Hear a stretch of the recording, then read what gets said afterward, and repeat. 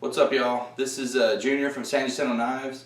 I'm going to be showing you how to make a mortise tang or a mortise groove knife handle on a couple of knives that I've been working on. There's a lot of different ways. Actually, I know of 3 different ways where you can make hidden tang blades. I'm a big hidden tang guy. All the most famous, most important blades in the world were all hidden tang. So as a knife maker, it's really important that you learn how to do that. Full tangs definitely have their place. This is not a knock against that, but definitely to really raise your skills up there, it's good to learn how to do a hidden tang. So the method I'm going to be teaching, there's frame handles that you can do that's a hidden tang. So it's a full tang it's a hidden tang that looks like a full tang. Then you've got the method of, I don't know what you would call it other than it's just a solid block of wood that you drill out the handle and insert the tang, glue it up. And then there's a method called a mortise groove where you can take actually 2 scales, mortise a groove in between, and put them together to make a blade. It's a really cool way to make a hidden tang if the materials that you have, like the scales you have, aren't that big. So you can work with smaller materials to accomplish the same thing. Or if you're like me, I hate waste. I hate wasting wood, especially. Natural materials. I don't like taking a big chunk of wood and grinding it down to nothing to make a small, like, everyday carry knife or a small skinner or something like that. So I prefer to work with smaller handle materials. So this method is a good way that you can do that. So I'm going to show you how that goes today on 2 different knives. One has a guard and one just has a spacer. But either way, the concept is still the same. So appreciate it. All right, so in terms of the pieces and the way this all goes together, obviously we've got our knife here with our tang that's tapered out, that's tapered down towards the end.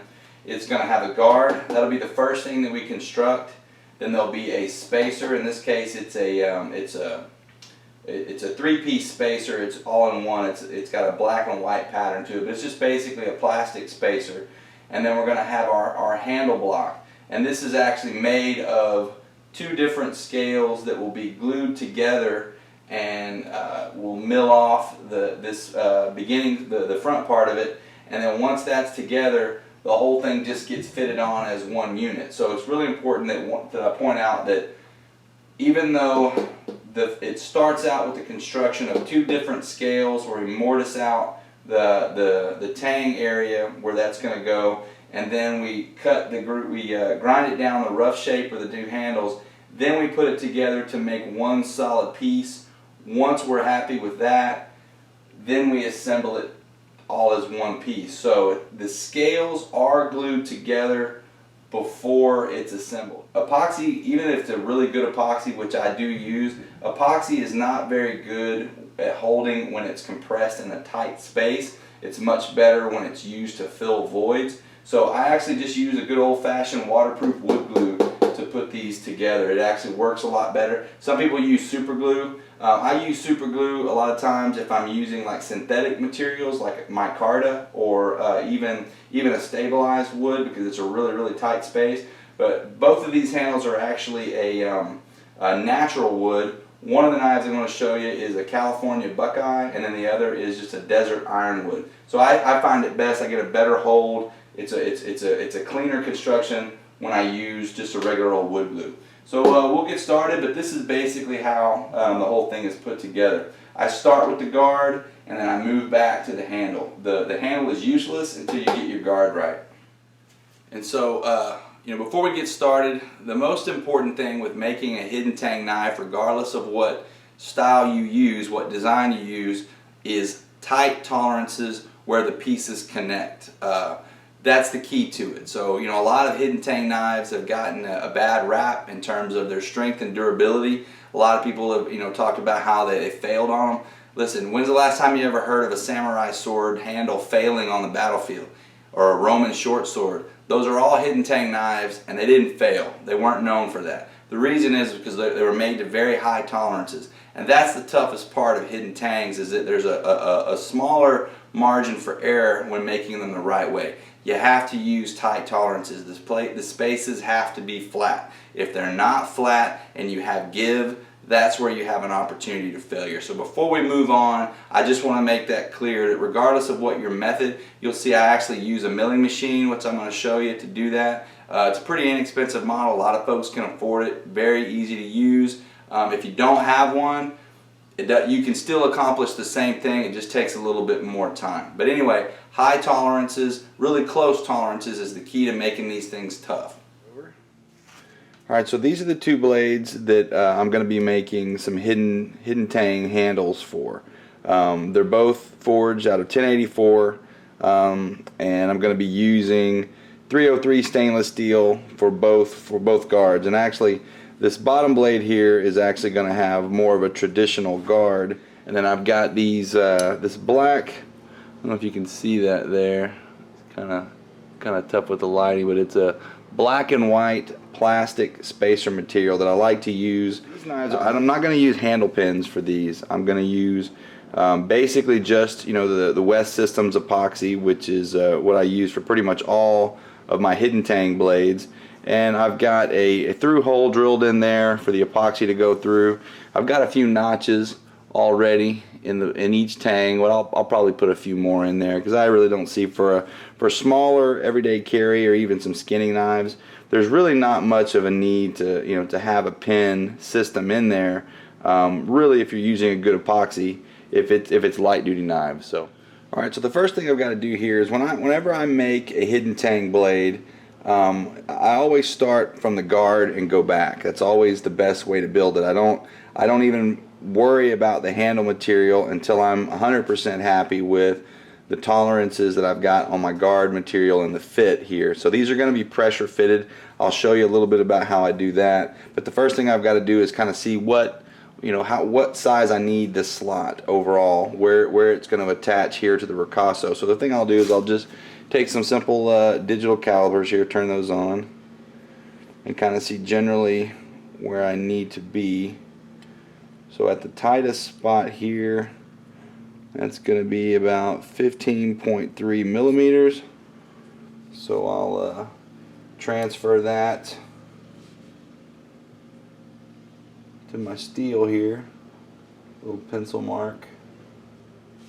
I really should be using a felt tip pen, but that's what I got at the moment.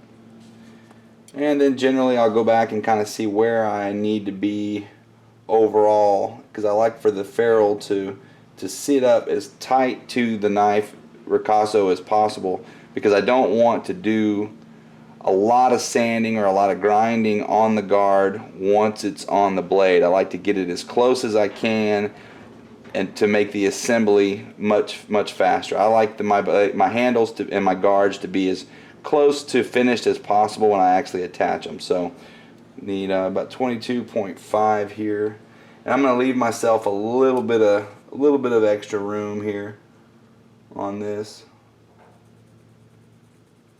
and I'll make a mark, and I'll go back and then I'll just cut this out first off with the grinder, my angle grinder, and then I'll come back on my milling machine and I'll mill that slot out initially, and just repeat on the other blade.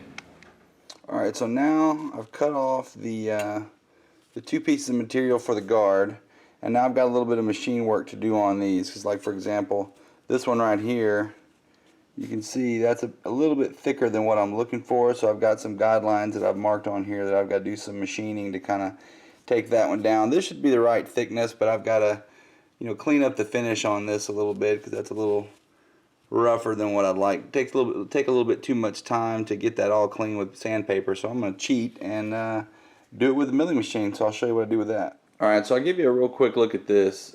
This is my Little Machine Shop model 3990 high torque mini mill, as you can also read. In terms of making hidden tang knives, and with the emphasis on really having to have really good tolerances, this thing has been pretty instrumental in that. A friend of mine who's a master bladesmith for the ABS, he kind of talked me into getting a mini mill last year, or at least some kind of milling machine, because it really does help with the fit and finish of your blades and just the overall quality of the product, because that's the key, like we said, to hidden tang knives, is you got to have really high tolerances, or else you just run into a lot of problems with quality and things of that nature. So let me show you what we do with that. Alright, so I've got the first guard mounted up in here and secured in the vise. So what I'm going to be using, if I can bring it down here so you can see, this is a 5/8 inch, I guess an R8, size R8 adapter end mill. And it's a carbide bit, so it'll eat through this stuff pretty good. Now you notice this is what's called a 4-flute. So it's not going to leave me the best finish, but it does take off a lot of material pretty quickly. So I'm going to do that first to make my first few passes, and then when I get down around the level of material that I want, then I'll go back with a 2-flute to make a couple passes to kind of clean it up to make it easier to finish. And I'll pretty much do that on the front and the back side. It saves me some hand finishing a lot later. So show you how this goes.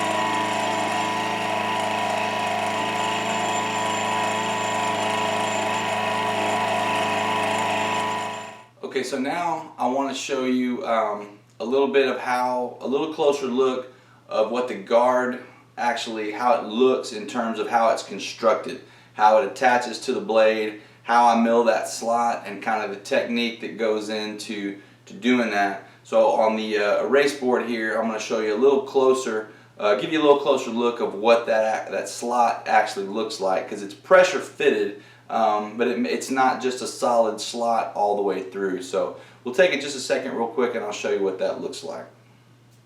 Okay, so now we're going to start making the guard, and I want to show you what this is actually going to look like once we're finished with the roughed out portion.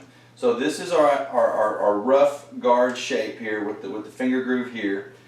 This red line that goes across right here, that shows you where the first hole, the hole that's designed to fit evenly and flush on the tang, that's where it's cut through. This blue line here indicates how much of the guard material is actually in contact with the tang at any one point. So the places where it's the tightest is right here where the blade comes out of the tang, or I'm sorry, where the blade comes out of the guard. This would be the ricasso of your knife. So if I could draw that in right here, the knife would come out like that, the blade would come there, and then there's your plunge line.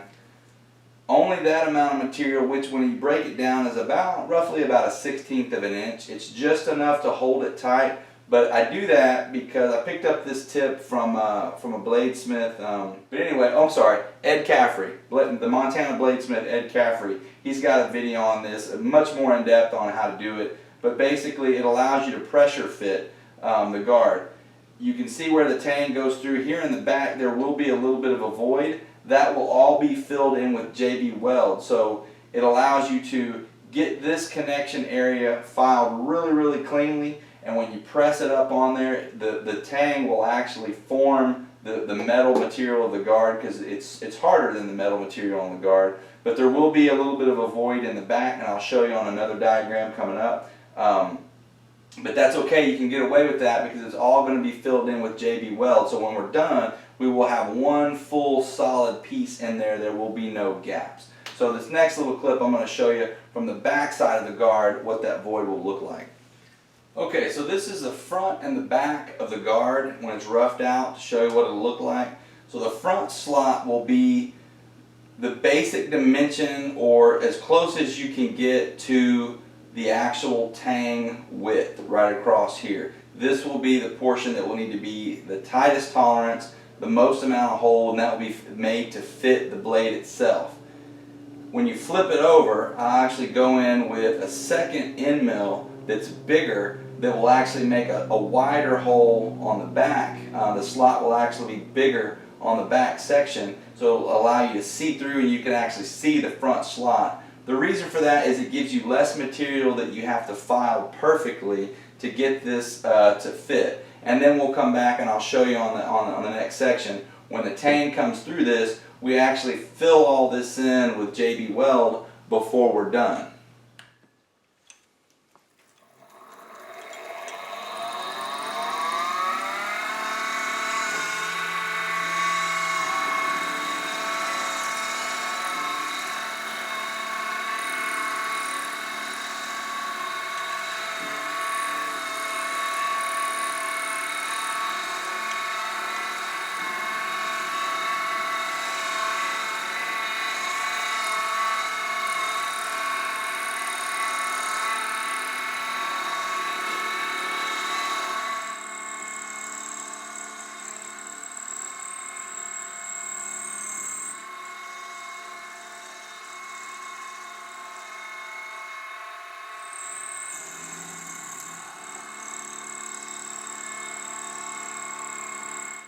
Alright, so at this point, I've already got my guards slotted. Let me see if you can see that. So that's the front side, that's the back side. I'm going to go back and I'll take some more off of this back side just to make sure that I'm, you know, completely true when I match it up. But you can see the larger cavity in the back as opposed to the front. And so what this is going to allow us to do is pressure fit the guard onto the Tang like this. And so what I like to do, and I know you can't see it, but I'll show you on this other knife, is when I slot my guard, I'm measuring right here behind the ricasso, and that's where I need it to be. But what I do is I actually bring it back. I don't go quite that much. I don't go quite to that exact width. I want it to be right around this area. About a ½ an inch is about where I want it. And then I'm going to pressure fit it the rest of the way on so it gets a real tight fit.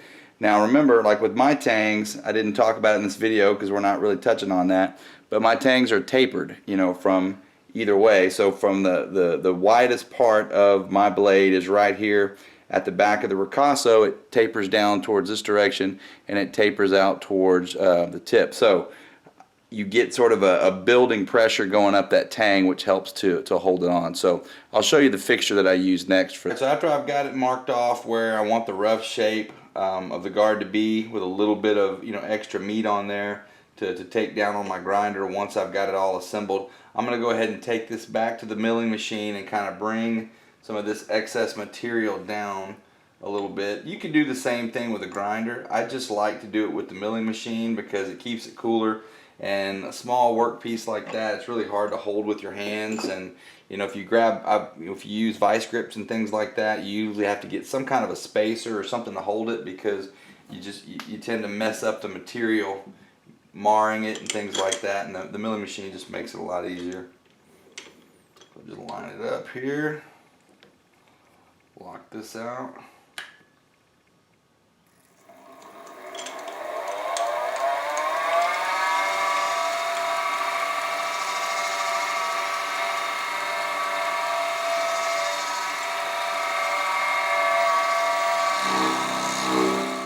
Alright, so now I've changed out the attachment on my grinder from the flat platen to a small wheel grinder, because on this particular guard I've got to now cut out the finger groove, because this is the front face, this is the rear face where your hand goes. So I've got it taped off because when I grind here, I don't want the top edge of the finger groove to go past this. This will be where the handle actually starts. So I've taped it off just to kind of give myself a little bit of a guide, to, you know, a reminder not to pass that up. So get started on that and I'll show you how I do that. This is a variable speed grinder. I set it to about 50%.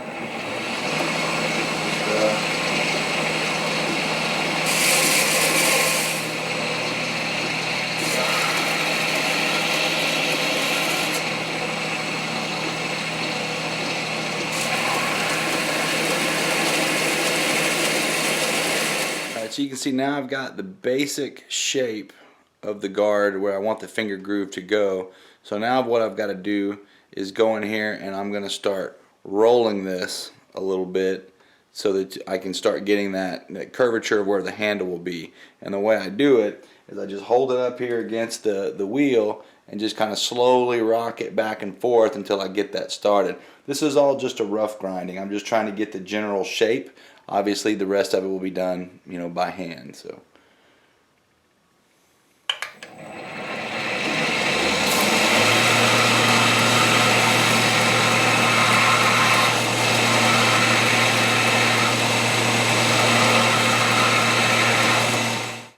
Alright, so now I've got the curvature that I want. So now I started out with an 80 grit belt, then I went up to a 120 to kind of start working it down, and then now I've got a 220 J-Flex belt that I'm going to go in and kind of clean this up a little bit to make it a little bit easier to shape by hand.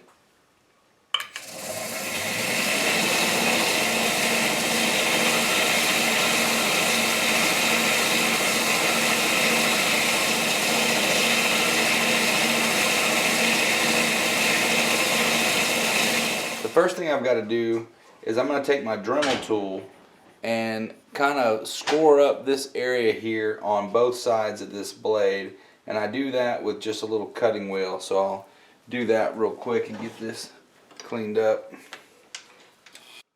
Stay in the frame here.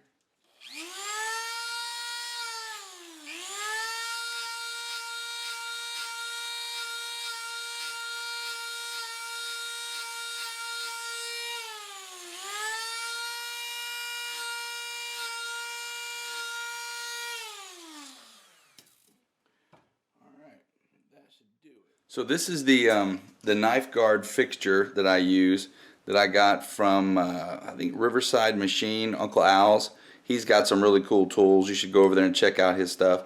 But basically this side here just fits on the tang, or this part fits right up against the guard, and this part fits on the tang here, and then you work these screws here to be able to pressure fit it on. So I'll show you how we do that. So alright, so I've got my JB Weld mixed up.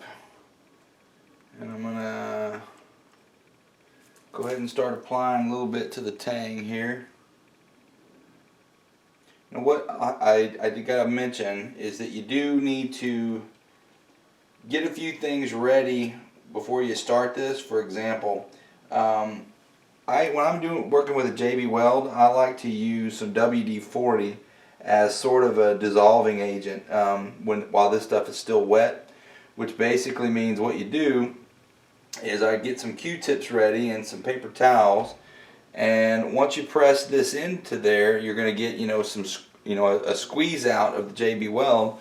Well, you can use the Q-tips with a fine tip. There's some Q-tips that they make that have a really kind of a fine point to it. Let's see if you can see it here. It's got a little bit of a point, so you can kind of get into those crevices and clean up.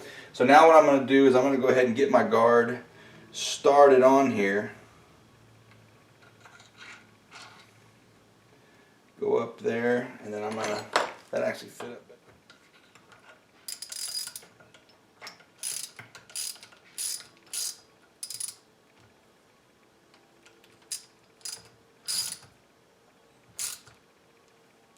Alright, get that locked up there. Get it all set up. And then I'll take the press and just get the guard pressed up on there. I do a little bit from the top and the bottom. Try to go as even as I can. And it looks like that's just about got it on there. So then I'll release this pressure bolt that's holding it together. Release that off of there. You got to kind of move a little quickly with this. You don't want things to get all over the place. So I've got some Q-tips ready to go so I can start the cleanup process, and I'll show you what that looks like.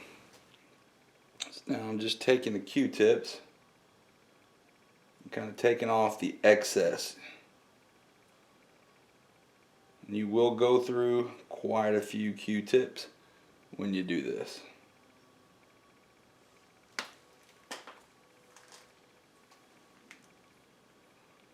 Just trying to get the bulk of it off first, and then I kind of press into that seam with that point to really clean up the excess there.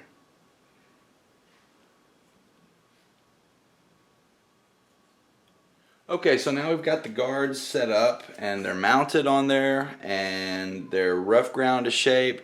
So now what I've got to start doing is getting the slot cut on the inside of these handles. So I've already done one, which you can see right here. There you go. So I've already done one side.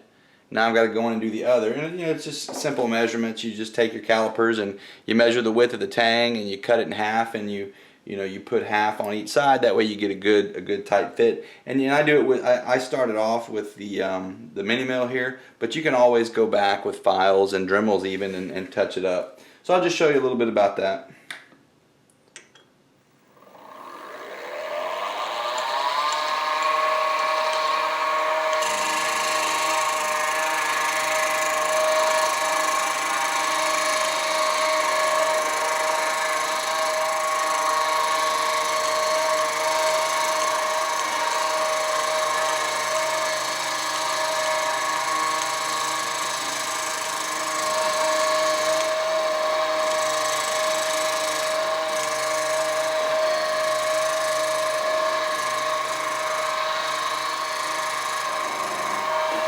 What I do here at the end, since I'm not using pins, I'll make a little tail down here where the end of the tang would be, and what that'll do is it'll give me kind of basically a hook of epoxy to kind of keep it from drawing out.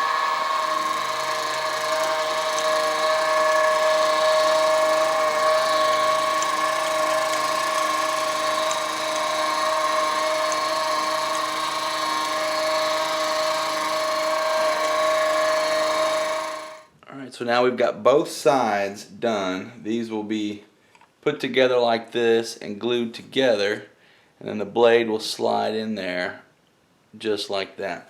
And so I always do a little bit of testing. This is a big trial and error type deal. Let me back this up a little bit. So a lot of trial and error, to get your fittings correct and everything. And so I just kind of like to get it to make sure that the blade can slide in there. And then I've got a good tight fit between the scales. Once it's in there, you don't want a big seam in there, because then that lets you know that you don't really have your slot needs to be widened or deepened a little bit.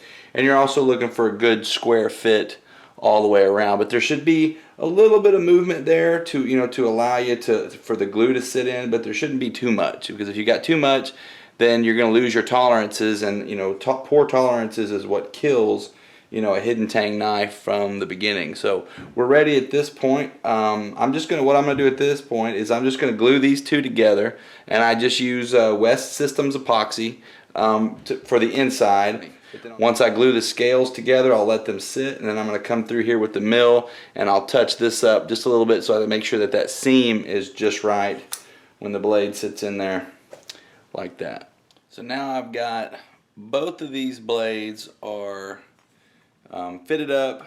I've gone through with the milling machine and I've kind of touched up my contact points here where the two halves of the scales go on the blade, and I make sure I've got them just as tight as I can. I like these little metalworking files. It's actually kind of a polishing stone. I like these things because they don't take off a whole lot, but they are true and flat, and you can really take off just the right amount of metal with them. And I'll do another video at some point about the polishing stones that I use for different things that are pretty easy and really help you out a lot as far as getting trueness and a good amount of high tolerances on your blade. So from this point, I keep getting the wrong direction here. And then I'll use just the regular West Systems epoxy. I use the fast set, which I think still is a couple of hours, but it still gives you plenty of working time. And when you make real tight tolerances with these things, you don't have to use a whole lot of epoxy to get this stuff to fit. It doesn't take as much as what you think. In fact, just using one part is actually more than enough in most cases. So appreciate you guys watching the video. I hope you enjoy them. At the end, I'll show you a couple pics of these two knives once they were done. Hope you like them, man. I love doing this stuff. Appreciate the feedback. I love talking knives. Love talking methods and philosophies on it. Certainly not an expert. Do the best that I can. You subscribe to my channel. This is the first video from San Jacinto Knives. You can check out the website at sanjackknives.com, or you can find me on San Jacinto Knives on Facebook. Appreciate it, man. Leave me some comments. Get to making some good knives, guys. Thanks.